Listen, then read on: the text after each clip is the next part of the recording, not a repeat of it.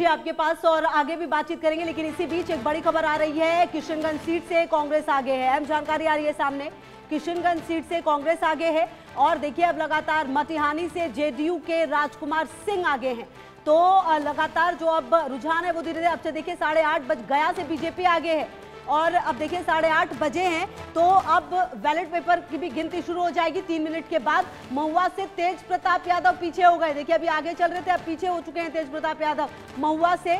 तो कहीं ना कहीं जन सुराज 3 सीटों पर आगे है और देखिए ये जो तमाम अपडेट्स हैं वो आप समझिए ये रुझान है। अभी नतीजे अभी फिलहाल लखीसराय से बीजेपी के विजय सिन्हा काफी पीछे चल रहे हैं अभी, और डिप्टी सीएम विजय सिन्हा काफी चर्चा में रहते जब यहाँ पर गए थे, याद होगा आपको, और काफी वायरल भी यहाँ पे वीडियो सामने आए थे और अभी फिलहाल पीछे चल रहे हैं। तो ये वो रुझान है जो धीरे धीरे सामने आ रहे हैं। ये रुझान नतीजों में कितने तब्दील होंगे ये देखना अहम होगा। अच्छा राजेश जी देखिए एक बात ये भी है कि कहा जाता है कि जब जब वोटिंग परसेंटेज बढ़ता है तब तब बिहार में सत्ता परिवर्तन होता है, ये इतिहास रहा है। और जेडीयू की या तो वापसी होती है या जेडीयू जो है सत्ता में आती है। क्या इस बार भी वो ट्रेंड होगा या फिर इस बार कुछ बदलाव जो है वो होगा, नीतीश कुमार के काम पर मुहर लगती नजर आएगी?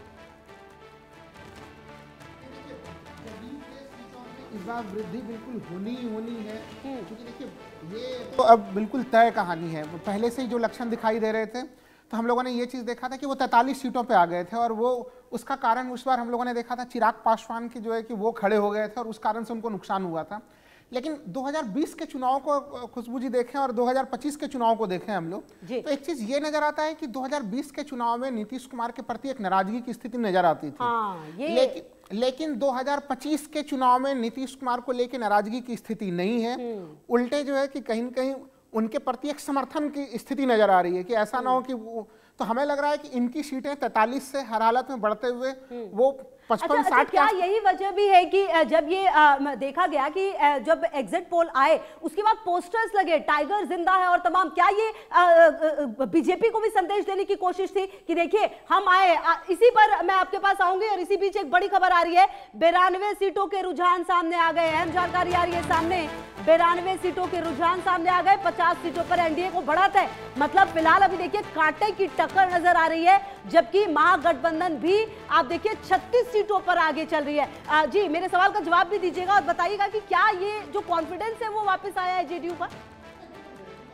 काफी वापस आया है। जदयू सोच के देखिए कि वो एक बड़े भाई के रोल में हमेशा से रही थी, लेकिन इस बार जो है कि वो 43 सीटों के बाद उनको मुख्यमंत्री जरूर बनाया गया है। लेकिन भारतीय जनता पार्टी की तरफ से अगर हम लोग देखें, प्रथम चरण की तरफ से जो बड़े नेता थे, गृह मंत्री की तरफ से भी लगातार बयान आया कि विधायक दल के बैठक के बाद जो है कि तय किया जाएगा मुख्यमंत्री कौन होगा।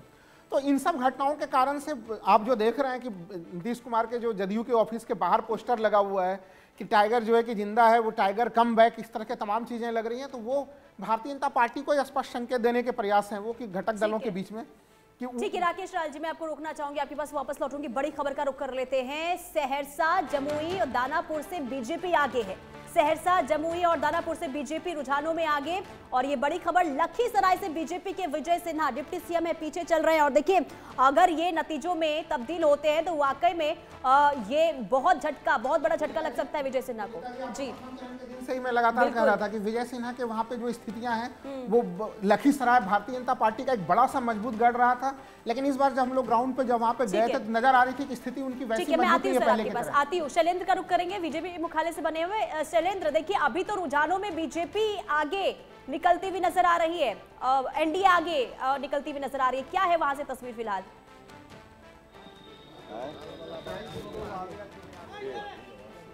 शैलेंद्र, चलिए शैलेंद्र के पास जाएंगे। इसी बीच एक और बड़ी खबर का रुख करेंगे। इस वक्त एक और बड़ी खबर सामने आ रही है, लगातार देखिए रुझान सामने आ रहे हैं। 95 सीटों के रुझान आ गए हैं, ये बड़ी जानकारी आप तक पहुंचा रहे हैं। 95 सीटों के रुझान सामने आ चुके हैं। 50 सीटों पर एनडीए को बढ़त मिलती हुई रुझानों में नजर आ रही है। और शैलेंद्र हमारे साथ बने हुए हैं। शैलेंद्र, एनडीए को बढ़त रुझानों में? इस तरह से जो लोग हैं वो आए हुए हैं, बड़ी संख्या में जो अधिवक्ता हैं वो हमारे साथ हैं। अच्छा, शुरुआती रुझान आ गया है और उसमें एनडीए आगे है, क्या कहेंगे? ये शुरुआती रुझान ही नहीं, अंतिम परिणाम तक जाएगा। और आप देखिएगा जो एग्जिट पोल का है उससे बेहतर एग्जिट पोल में आएगा। अच्छा, एग्जिट पोल में बेहतर आएगा। बिल्कुल, एनडीए आगे थी, आगे है और आगे ही रहेगी। सर, एनडीए आगे है और आगे हमेशा रहेगा। तो इसका कॉन्फिडेंट क्या है, वजह क्या है? इसका वजह है कि इस बार माननीय मुख्यमंत्री जी एनडीए का जो भी घोषणा पत्र आया उसमें 100% तक सब महिलाएं महिलाओं के लिए तो उन्होंने कह दिया 2,500 रुपए देंगे, लेकिन अब तो चूंकि परिणाम आ रहे हैं उसमें आप लोग आगे। हाँ, तो इसलिए कि उसने जितना काम मुख्यमंत्री जी ने किया है उसका एवज में जनता उन्हें इनाम दे रही है। जनता इनाम दे रही है। बिल्कुल, विकास कार्य जो हुआ है माननीय मोदी जी का, माननीय नीतीश कुमार जी का, पूरे डबल इंजन की सरकार में जो विकास का कार्य बिहार में हुआ है न पहले कभी हुआ था और न होगी। अच्छा, ये लगता है कि ये जो काम हुआ उसमें मुहर लग रही है। विकास, आप भी घूमे होंगे चुनाव में, पटना से किसी भी जिला में आप 4 घंटा में जा रहे हैं, लोगों ने इस चीज़ को देखा है। आप मेरिन ड्राइव पे जाइए, विकास आपको दिखेगा। हॉस्पिटल हो, स्कूल हो, कोई ऐसा क्षेत्र आप बता दीजिए जहां विकास नहीं दिखा हो। लोगों को भरोसा है मोदी जी पर, नीतीश जी पर कि ये जो कहेंगे सो करेंगे, जो कहेंगे वही करेंगे, ऐसा लगता है सर? जी बिल्कुल, बिल्कुल। लोगों ने देखा है, तुलना की है पिछले 15 सालों से। पहले की सरकारें क्या कहती थी, आज की सरकारें क्या की है। पिछली सरकार जो वादा की वो पूरा की, चाहे वो रोड का क्षेत्र हो, हॉस्पिटल का क्षेत्र हो, लॉ एंड ऑर्डर हो, सब कुछ। इसी बीच एक बड़ी खबर जो आ रही है वो अपने दर्शकों को जरा बता दें। लगातार रुझान सामने आ रहे हैं और इसी बीच सहरसा, जमुई, दानापुर से बीजेपी आगे है, तो ये जानकारी दे दे आपको। अब देखिए धीरे धीरे जो तस्वीर है वो साफ होती हुई नजर आ रही है। गया टाउन से देखिए बीजेपी के प्रेम कुमार पीछे, अभी थोड़ी देर पहले आगे चल रहे थे, फिलहाल अभी पीछे हैं गया टाउन से। इसके अलावा करघर से जन सुराज के रितेश पांडे आगे चल रहे हैं। तो जन सुराज भी आप देखिए, हालांकि अगर आप एग्जिट पोल की बात करें तो बहुत ज्यादा पॉजिटिव इनके लिए नहीं दिखाया गया है, लेकिन अभी फिलहाल जन सुराज भी कुछ सीटों पर जरूर रुझानों में आगे चल रही है। हालांकि अब ये रुझान नतीजों में कितने तब्दील होंगे ये तो वक्त बताएगा। और विशाल हमारे सहयोगी जुड़ रहे हैं। विशाल, देखिए अगर महागठबंधन की बात करें तो फिलहाल कांग्रेस का जो रुझानों में फिलहाल जो नजर आ रहा है काफी पीछे चल रही है। हालांकि जहां पर आप मौजूद हैं वहां से किस तरह की तस्वीर सामने आ रही है, उत्साह कैसा वहां पर? सबसे पहले आज स्वतंत्र भारत के निर्माता चाचा जवाहरलाल नेहरू की पुण्यतिथि जयंती पर आप सभी देशवासियों को बधाई, शुभकामनाएं। और जहां तक महागठबंधन की बात है, महागठबंधन अभी देखिएगा ये लड़ाई, क्योंकि ये लड़ाई उन्हीं मुद्दों के साथ लड़ी गई थी जिन मुद्दों के साथ बिहार काफी दशकों से जूझ रहा था।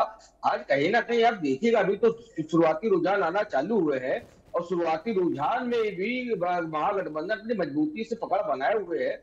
और मुझे ऐसा लगता है कि बिहार की जनता दो दशक से जंगल राज को झेल रही थी, रोजगार के मुद्दे को झेल रही थी, पलायन के मुद्दे को झेल रही थी, महिलाओं के अपराध को झेल रही थी, तो कहीं ना कहीं उसका रिजल्ट भी बहुत जल्द सामने आने वाला है। अभी तो शुरुआती बेला है, सारी चीजें बहुत धीरे धीरे आपके सामने आने लगेंगी। और महागठबंधन पूरी मजबूती के साथ, मैं पूरी जिम्मेदारी के साथ भी कह रहा हूँ कि शाम तक बिहार की कुर्सी पर बैठने का काम महागठबंधन के प्रत्याशी तेजस्वी जी करेंगे। और कितनी सीटें कांग्रेस ला पाएगी? देखिए अभी तक जहां कांग्रेस की बात है, अभी तो हम लोग महागठबंधन के साथ बैठे हुए हैं। अभी आपके माध्यम से रुझान सारे कोई भविष्यवाणी करना बहुत जल्दबाजी होगी, मगर आकलन तो किया होगा।